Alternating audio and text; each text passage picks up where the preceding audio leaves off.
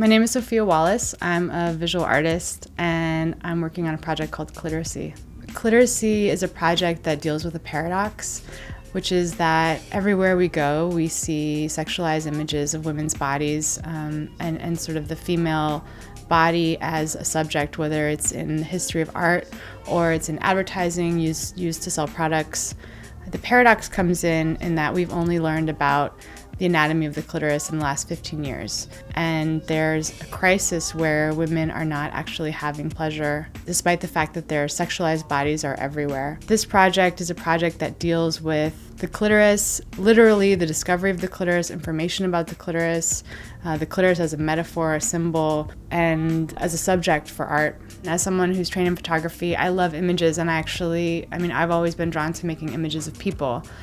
And that's been my space. Like, that's where I'm drawn, that's where I'm inspired, that's where I find the material for my work. It has turned out to be this really exciting experience because suddenly I'm in this whole new realm of text and installation and street art, and now collaboration and working sculpturally, working with forms in a three-dimensional space and creating a space where people can kind of come together and interact with the work.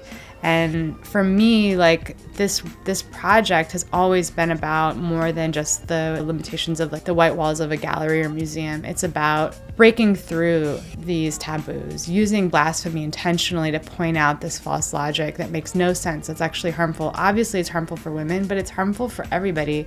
What I want people to get from my art with CLITERACY is to talk about the clit, to think about the clit, to treat the clit on equal terms as the penis. The first time I exhibited the CLITERACY installation, it went viral on Tumblr, and within 2 weeks I had 20,000 reblogs. So people had a huge response, and ever since then, when I've shown, I've had this sort of major groundswell of reaction. There have been certainly a couple people that haven't loved it, but so far it's been incredibly positive, the reaction,